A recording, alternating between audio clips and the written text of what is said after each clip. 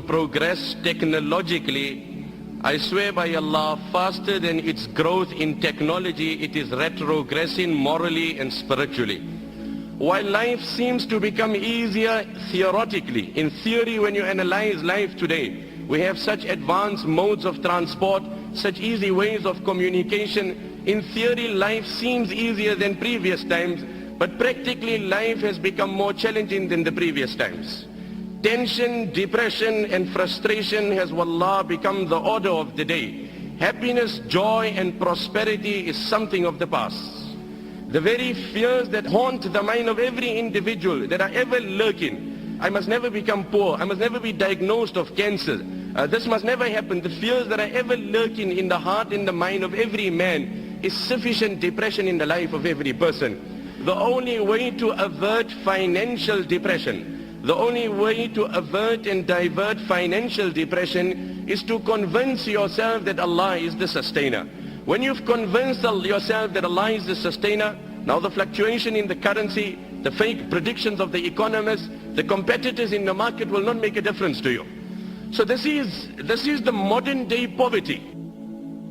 That in the midst of affluence there is no joy. In the midst of comfort and luxury there is absolutely no joy. Nabi alayhi salam then said in the riwayat of Ibn Hibban, إِنَّمَا الْغِنَى غِنَى الْقَلْبِ وَمَنْ كَانَ الْغِنَى فِي قَلْبِهِ فَلَا يَضُرُّهُ مَا لَقِيَ مِنَ الدُّنْيَا. No, Abu Zar, wealth in essence is the contentment of heart.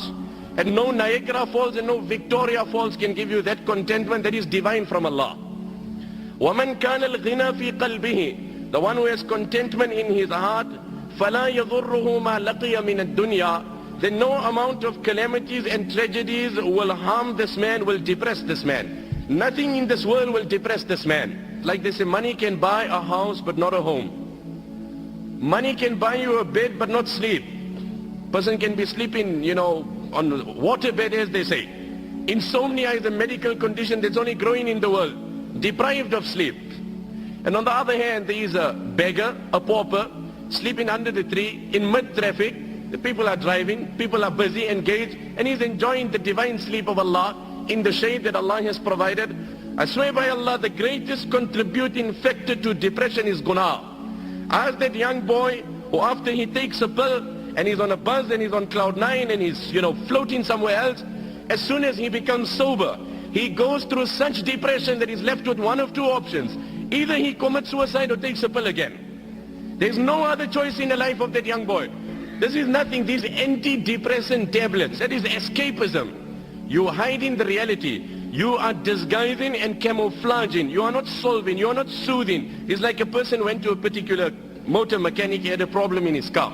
He says, you know what, as I'm driving there's this very strange and peculiar sound coming out and I can't trace the problem. So the motor mechanic had a look at the car, but he couldn't trace the problem. He says, you know what, I can't really find anything, but I got a way out. I can solve the problem for you. If it really bothers you while driving, just put your radio a bit louder.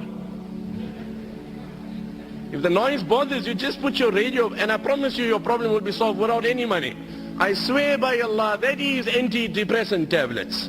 You have solved no problem. You have only camouflaged it, you've disguised it. The problem remains. Become sober and it's worse than what it was. Like they say, having Allah on your side does not mean sailing on the ocean with no waves. It doesn't mean that. But having Allah on your side means sailing in such a ship which no storm can sink. That is what it means. It doesn't mean you will not have storms. You will have storms, you will have waves. But when you have Allah on your side, no storm will sink that ship. It is contentment. Grab onto it. I swear by Allah, if you have it, you're a king without a throne also. What did the Nabi of Allah say? وَمَنْ كَانَ الْغِنَى فِي قَلْبِهِ. He who has contentment in his heart, فَلَا يَضُرُّهُ مَا لَقِيَ مِنَ الدُّنْيَا. No calamities of this world will depress him. It does not mean when a man has contentment, calamities will not come.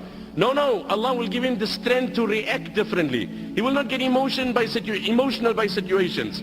Allah gives you the ability to focus on the reward promised in that challenge in Akhirah. My brother, you have tasted the fake pleasure. You've seen how it has deceived you. I call you in this gathering and I invite you and I implore you. I introduce you to divine pleasure. I introduce you to spiritual pleasure. Wallah, there is such pleasure in salah.